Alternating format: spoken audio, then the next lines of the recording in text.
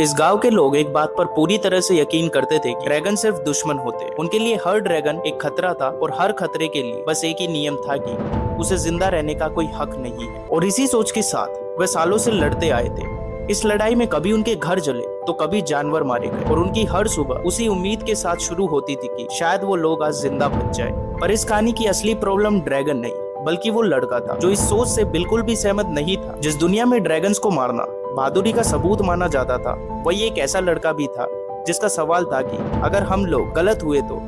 ये कहानी ले जाती है हमें उत्तर की उस बर्फ से ढकी जमीन पर जब बर्क नाम का वाइल्डिंग्स का गांव बसा हुआ था। और यहाँ के बच्चे कहानियों से ज्यादा तलवारों और हथियारों के बीच बड़े होते। इस गांव में इज्जत सिर्फ उसी को मिलती थी जिसने सबसे ज्यादा ड्रैगन्स मारे हो। और इसी वजह से बर्क के लोग अपने सरदार स्टाइक को सिर्फ लीडर नहीं बल्कि अपनी ताकत और हिम्मत का निशान मानते थे। स्टाइक हर जंग में सबसे आगे होता था। जैसे ही आसमान में ड्रैगन्स दिखाई देते, वो बिना हिचकिचाए सबको इकट्ठा करता और खुद तलवार उठाकर ड्रैगन्स का सामना करता। और गांव वालों को भी पूरा भरोसा था कि जब तक स्टाइक जिंदा है इस गांव को कुछ नहीं होगा। लेकिन स्टाइक का जेमी नाम का एक बेटा भी है जो कि स्टाइक जैसा बिल्कुल भी नहीं है। जब स्टाइक अपनी ताकत से लोगों को भरोसा देता था, वही जिमी अपनी कमजोरी की वजह से मुश्किलों को और बढ़ा देता था। इसलिए स्टाइक कभी नहीं चाहता था कि जेमी किसी लड़ाई का हिस्सा बने, क्योंकि उसके लिए यह सिर्फ जंग नहीं बल्कि अपनी बेटी की जान का सवाल था। पर जेमी के सपने बाकी सबसे अलग थे। वह भी चाहता था कि एक दिन गांव में उसे सिर्फ एक कमजोर लड़का नहीं बल्कि एक योद्धा के रूप में देखा जाए। उसे लगता था कि अगर वह किसी तरह से एक ड्रैगन को हरा दे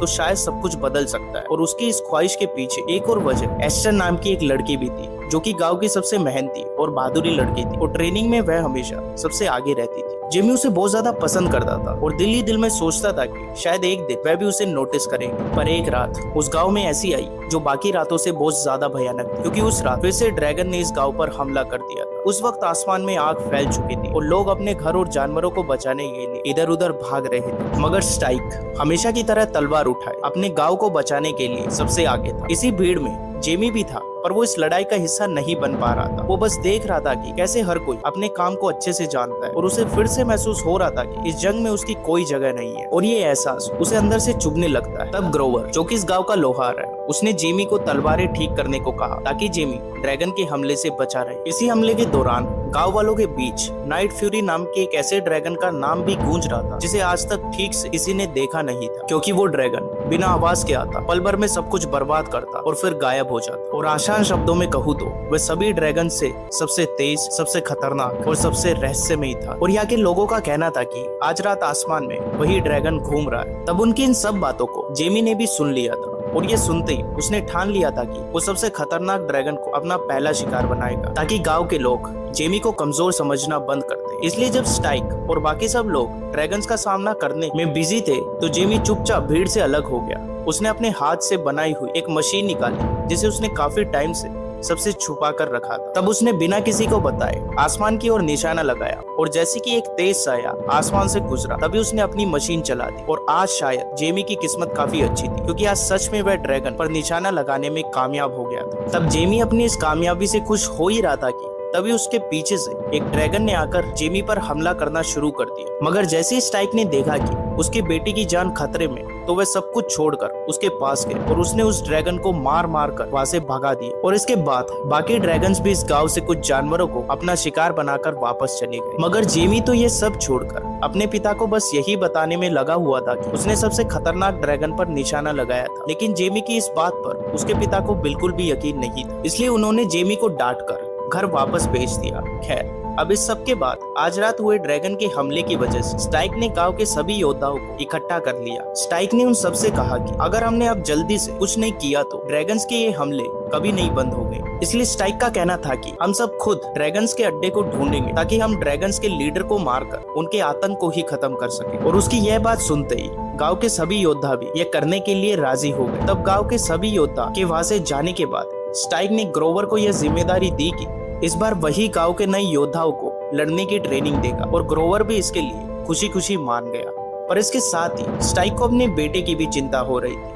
लेकिन वही जेमी सुबह होते ही जंगल के उस हिस्से में चला गया जो उसे लग रहा था कि वह ड्रैगन यही कहीं गिरा होगा, जिस पर कल रात उसने अपनी मशीन से निशाना लगाया था। उस जंगल के अंदर एक अजीब सी शांति थी, मगर जैसे उसे जमीन पर टूटे हुए पेड़, घसीटने के निशान और जली हुई मिट्टी दिखाई दी तो इन निशानों का पीछा करके जेमी ने देखा कि एक काला ड्रैगन जमीन पर गिरा हुआ था, जो कि जेमी की मशीन से निकली हुई रस्सियों से बंधा हुआ था। और ये वही ड्रैगन था जिसका नाम उसके गाँव में खौफ के साथ लिया जाता था। तब उस ड्रैगन को देखकर जेमी बहुत खुश हुआ, क्योंकि उसे लग रहा था कि फाइनली वह एक ड्रैगन को मारने में कामयाब हो चुका है। मगर जैसे ही वह उसके पास गया तो उसने देखा कि वह ड्रैगन मरा नहीं बल्कि बहुत जख्मी है। यह सब देखकर जेमी को लगा कि यह वही पल है जिसका आज तक उसने बेसब्री से इंतजार किया है, यानी कि वो उस ड्रैगन को मारकर गांव वालों की नजरों में इज्जत कमाना चाहता था, जिसके लिए जेमी ने धीरे से चाकू निकाला और आगे बढ़ा। मगर जब उस ड्रैगन ने आंखें खोली तो उसकी आंखों में गुस्सा या फिर नफरत नहीं बल्कि थकान और हार थी। उस वक्त जेमी को महसूस हुआ कि अगर सब ड्रैगन दुश्मन होते तो इस वक्त इस ड्रैगन के मरते वक्त उसकी आंखों में वही डर होता जो कि हर शिकार की आंखों में होता है, जबकि इस ड्रैगन की आंखों में तो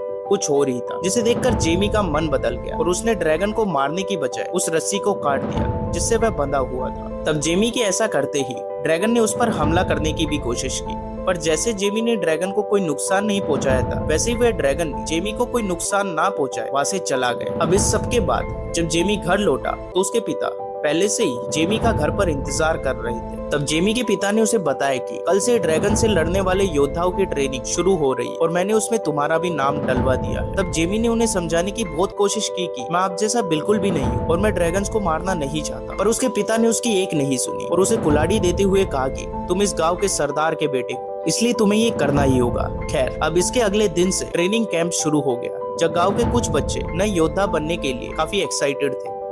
पर जैसे उन्होंने वह जेमी को देखा तो उन सब ने जेमी को कमजोर बोलकर उसका मजाक उड़ाना शुरू कर दिया। उनका कहना था कि जेमी इस ट्रेनिंग में बिल्कुल भी लायक नहीं है और वह बस यहाँ पर इसलिए है क्योंकि वह गांव के सरदार का बेटा है। पर इसी बीच वहाँ पर ग्रोवर आ पहुंचा, जिसने उन सब बच्चों को शांत करवाने के बाद उनकी ट्रेनिंग शुरू कर दी।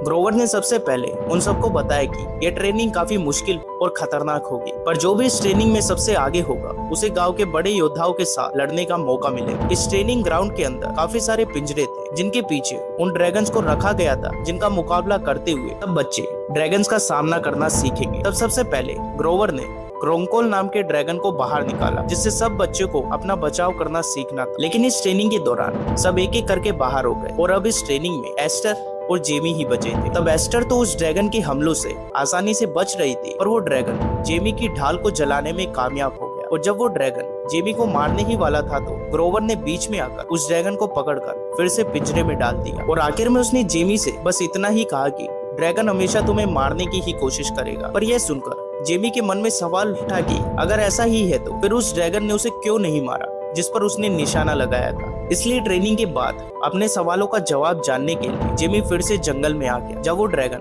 बार बार उड़ने की कोशिश फिर से नीचे गिर जाता, जिसे देखकर अपनी ड्राइंग बुक में उस ड्रैगन की ड्राइंग बनाते हुए जेमी को समझ आया कि उस ड्रैगन के ना उड़ पाने का कारण उसकी पूंछ का एक साइड का टूटा हुआ पंख है। इसलिए घर वापस आते ही जेमी ने ड्रैगन पर लिखी हुई किताबों को पढ़ना शुरू कर दिया, लेकिन नाइट फ्यूरी को आज तक किसी ने भी नहीं देखा था, इसलिए उसे किताबों के अंदर भी उसके बारे में कुछ जानकारी नहीं मिली। अब इसके अगले दिन जेमी की योद्धा बनने की ट्रेनिंग फिर से शुरू हो गई, जिसमें आज फिर से जेमी एक ड्रैगन का निवाला बनने वाला था, इसलिए एस्टर को उसकी जान बचानी पड़ी।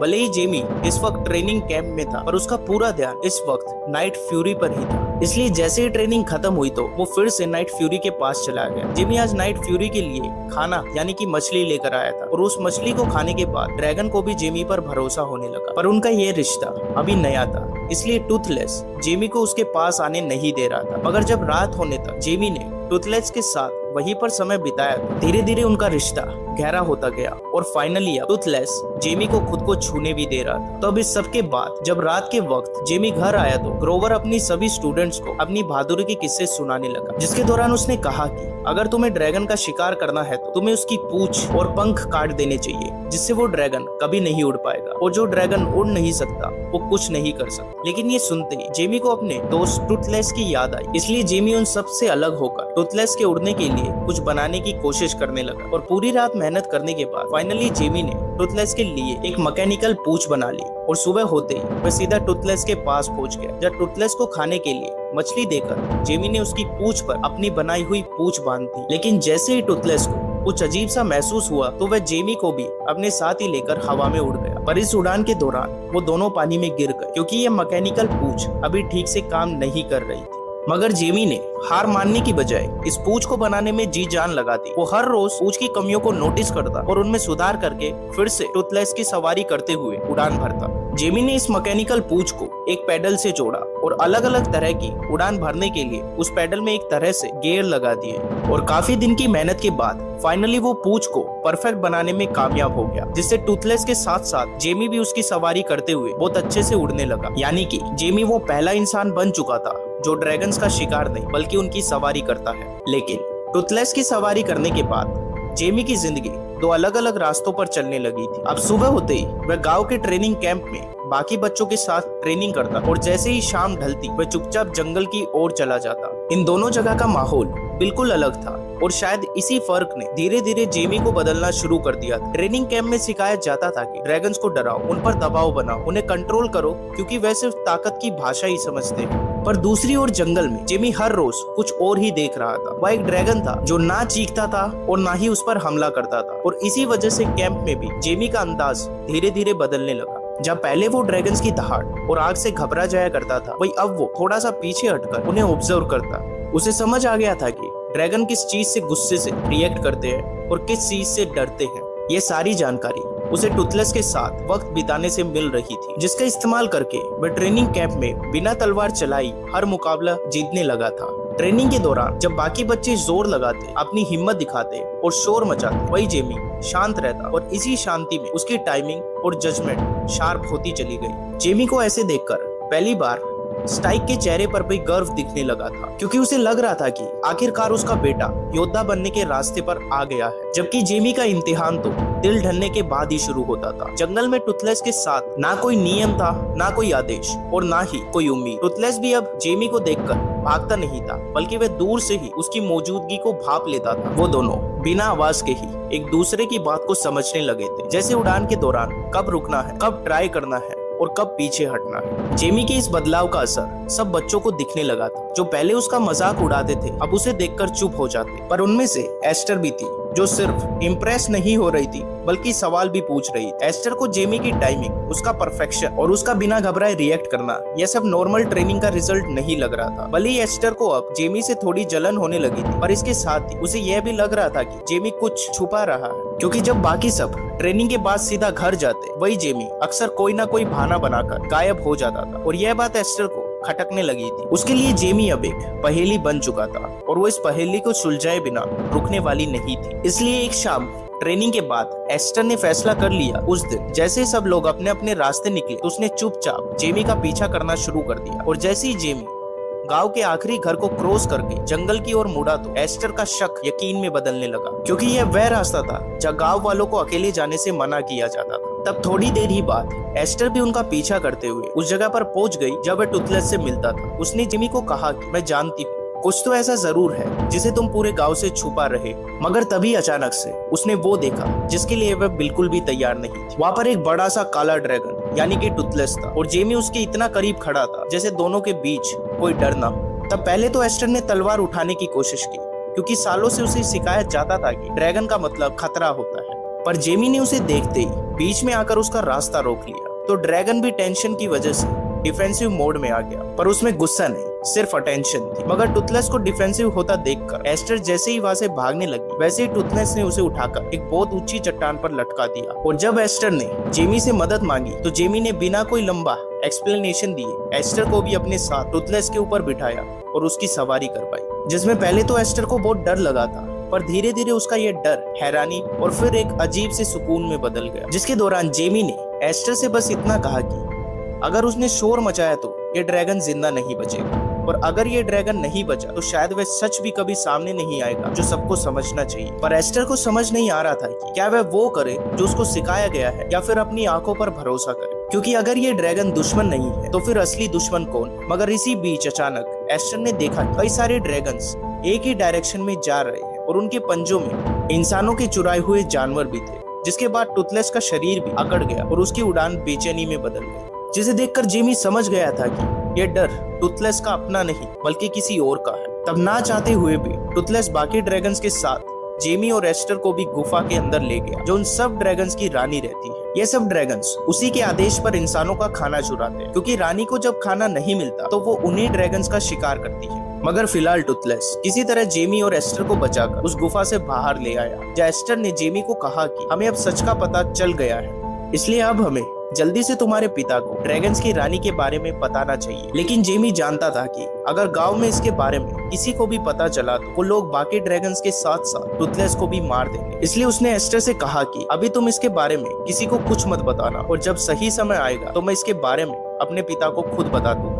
अब इसके अगले दिन ट्रेनिंग कैंप का आखिरी इम्तिहान शुरू हो गया, जब सबकी निगाहें जेमी पर थी और स्टाइक भी पूरे गाँव के सामने कह रहा था कि उसका बेटा इस गांव का सबसे बड़ा योद्धा बनेगा। तब जेमी अब तलवार और ढाल उठाकर मैदान में उतरा तो आज उसके सामने एक बहुत ही खतरनाक और आग उगलने वाला ड्रैगन, जब पूरा गांव उससे उस ड्रैगन को मारने को कह रहा था, पर जेमी उसे मारना नहीं बल्कि उसकी हरकतों को समझकर उसे काबू करना चाहता था। तब केज को खोलकर उस ड्रैगन को जब जेमी के सामने लाया गया तो गांव वालों का जोश और भी बढ़ गया। यह वही पल था जब हर योद्धा अपनी ताकत दिखाता, पर जब जेमी आगे बढ़ा तो उसके कदम धीमे हो गए। उसने जब ड्रैगन्स की आंखों में देखा तो उसकी आंखों में वही डर दिखा जो उसे जंगल में टूथलेस की आंखों में दिखा था।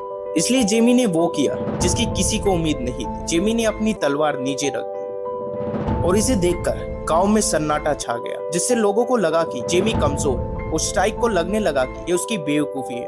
पर अगले ही पल भीड़ के शोर और स्टाइक की हरकत को देखकर जैसे ही ड्रैगन को खतरा महसूस हुआ तो उसने अचानक जेमी पर हमला करना शुरू कर दिया। और जब वो ड्रैगन जेमी को बस मारने ही वाला था तो ऐन वक्त पर टूथलेस ने वहां आकर ड्रैगन का सामना किया और जेमी की जान बचा ली। और गांव वाले टूथलेस को देखते ही रह गए। नाइट फ्यूरी, जिसे आज तक सबने सिर्फ कहानियों में सुना था, जो सिर्फ डर का नाम था, वह सबके सामने खड़ा था। मगर गांव के लोग इस वक्त टूथलेस और जेमी के रिश्ते को समझने के लिए बिल्कुल भी तैयार नहीं थे। इसलिए गांव के कई योद्धाओं ने मैदान में आकर टूथलेस पर हमला करना शुरू कर दिया ताकि वह पूरे गांव के सामने अपनी बहादुरी साबित कर सके। मगर जब जेमी ने टूथलेस को किसी भी गांव वाले को नुकसान पहुंचाने से मना किया तो उसने भी जेमी की बात मानी और चुपचाप गांव वालों के सामने झुक गया। और इसी वजह से गांव वालों ने टूथलेस को भी बाकी ड्रैगन्स की तरह कैद कर लिया। अब इसके बाद जेमी ने अपने पिता को समझाने की बहुत कोशिश की कि टूथलेस मुझे मारने नहीं बल्कि बचाने आया था, और उसके पिता ने उसकी एक नहीं सुनी। उन्होंने गुस्से में जेमी से कहा कि इस ड्रैगन ने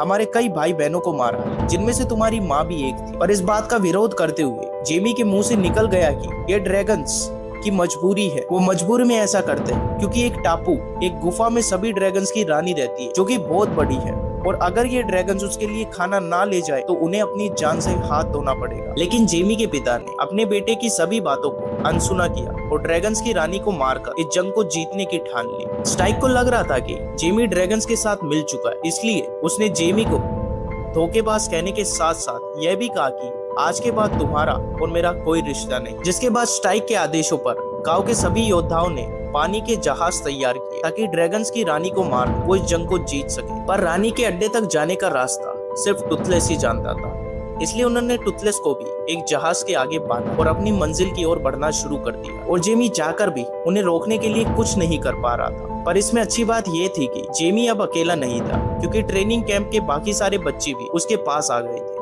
वो लोग जो कभी सिर्फ राइवल्स से अब साथी बन गए थे, क्योंकि उन्होंने जेमी का ड्रैगन्स को मारने की बजाय उन्हें समझाते हुए देखा। इसलिए उन सब ने फैसला किया कि अगर इस गांव के बड़े लोग जंग लड़ने जा रहे हैं तो ये बच्चे उनकी इस गलती को सुधारने जाएंगे। उधर स्टाइक का काफिला उस जगह पर पहुंच चुका था जहाँ ड्रैगन्स की असली रानी थी, पर अंदर से जो निकला वह ड्रैगन इतना बड़ा था कि बाकी ड्रैगन्स उसके सामने चूहे जैसे लग रहे थे, और उसने अपने एक ही हमले से गांव वालों के कई जहाजों को जलाकर रख दिया। मगर उसी वक्त आसमान से जेमी और बाकी बच्चे पहुंच गए, क्योंकि बाकी बच्चों ने जेमी से ड्रैगन्स को समझना और उनकी सवारी करना सीख लिया था। तब स्टाइक ने जब ऊपर देखा तो पहली बार उसे महसूस हुआ कि शायद उसका बेटा गलत नहीं था।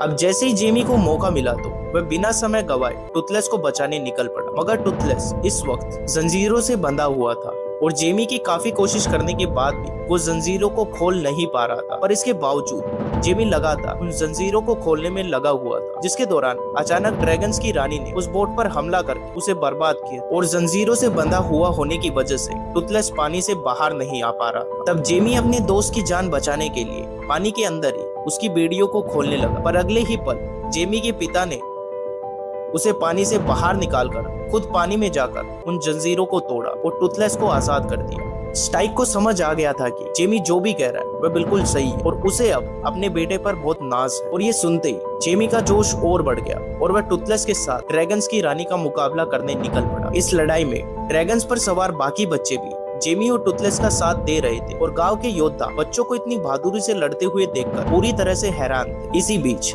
अचानक एस्टर ड्रैगन्स की रानी की एक खतरनाक हमले की वजह से उसके मुंह में गिर गई।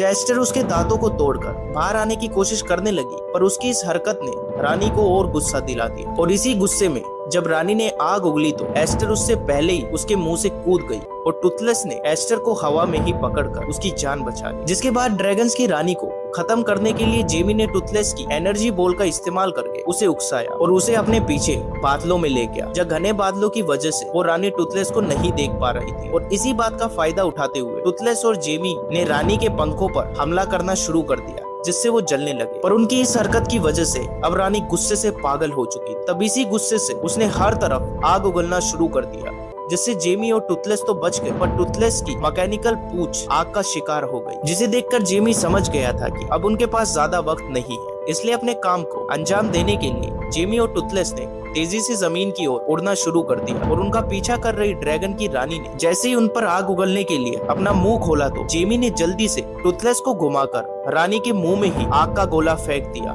जिससे एक बहुत बड़ा धमाका हुआ और ड्रैगन्स की रानी जमीन से टकराती हुई मारी गई। पर इस धमाके का असर जेमी और टूथलेस पर भी हुआ था, जिसकी वजह से जेमी आग में गिरने लगा और टूथलेस उसे बचाने के लिए आग में कूद गया। अब इस लड़ाई के खत्म होने के बाद जब स्टाइक अपने बेटे को ढूंढता हुआ टूथलेस के पास आया तो वहाँ सिर्फ टूथलेस था, जो कि काफी जख्मी हालत में जमीन पर पड़ा हुआ था। और जेमी को वहाँ ना देखकर स्टाइक के लोगों को लगा कि जेमी इस जंग में मारा गया, जिसकी वजह से वो रोने लगे। तब तक बाकी गांव वाले भी स्टाइक के पास आ गए और एस्टर स्टाइक को संभालने की कोशिश करने लगी। लेकिन इसी दौरान अचानक टूथलेस ने अपने पंखों को खोला, जिसमें उसने बेहोश जेमी को छुपाकर रखा हुआ था। और तब पहली बार स्टाइक ने किसी ड्रैगन को शुक्रिया कहा, क्योंकि उसी की वजह से जेमी जिंदा बच पाया था। खैर, अब इस सब के बाद जब जेमी को होश आया तो वह अपने घर पर था और टूथलेस उसके सामने था। इस लड़ाई में जेमी ने अपना एक पैर गवा दिया, पर वह अपने दोस्तों को सही सलामत देखकर बहुत खुश था। लेकिन इसके बाद जब जेमी बाहर आया तो अपने गांव को देखकर उसे अपनी आंखों पर यकीन नहीं हो रहा था, क्योंकि जंग के खत्म होने के बाद उसका गांव पूरी तरह से बदल चुका था। जिस गांव के अंदर हमेशा ड्रैगन्स को खत्म करने की बातें होती थी, वही अब सब डरने की जगह ड्रैगन्स को समझने की कोशिश करने लगे। जेमी और टूथलेस ने मिलकर न सिर्फ उस भयानक जंग को जीता, बल्कि बर्ग के लोगों की सदियों पुरानी नफरत को हमेशा के लिए दोस्ती में बदल दिया। और इसी के साथ ये शानदार मूवी यहीं पर एंड होती है। इस मूवी का पार्ट 2 भी है और जो कि काफी बेहतरीन है। अगर आपको ये वीडियो पसंद आई तो कमेंट में पार्ट 2 लिखे, मैं जल्दी उस पर वीडियो ले आऊंगा। तब तक के लिए subscribe to my YouTube channel. मिलते अगली वीडियो में। Bye bye.